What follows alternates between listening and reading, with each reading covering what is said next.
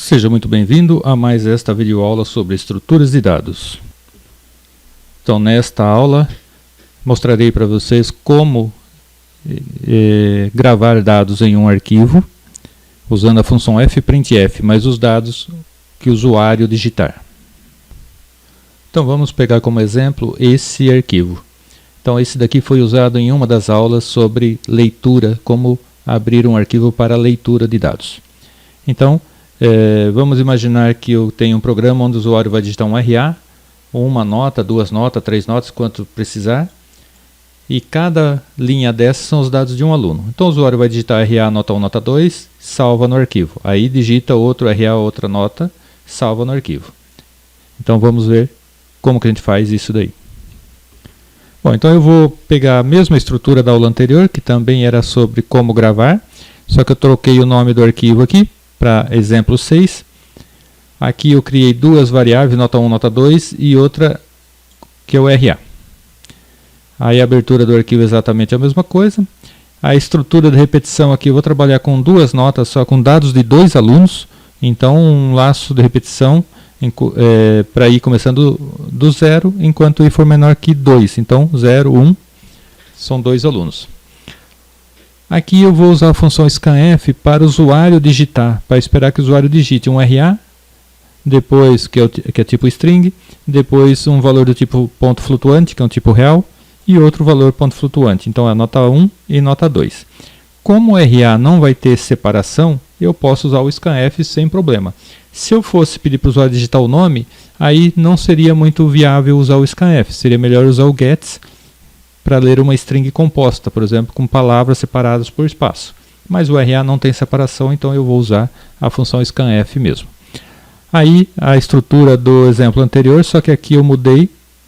Aí então %s eu vou gravar nesse arquivo, que é esse daqui. Aí %s barra t, dá um tab. Depois %f, então 5.2f, com 5 dígitos, sendo que uma casa decimal. Aí barra t, 5.1f novamente, e o barra n para avançar a linha.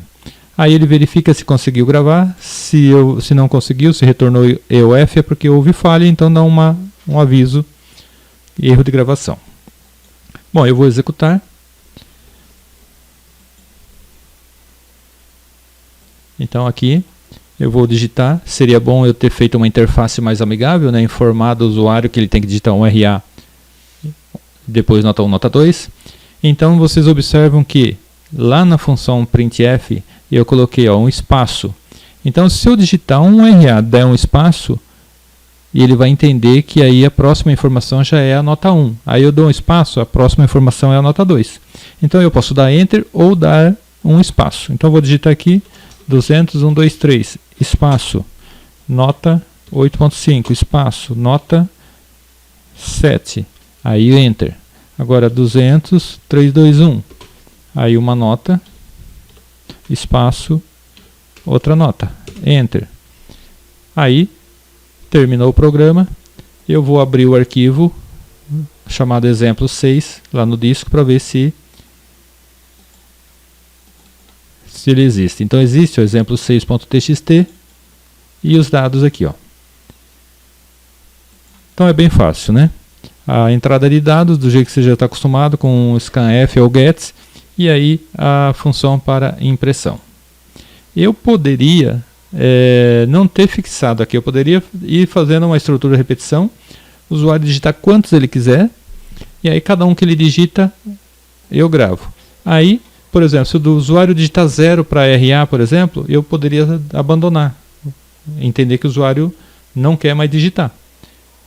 Então aí fica por conta de cada um definir a lógica. Nesse caso eu optei por digitar um número fixo de valores, de dados, né?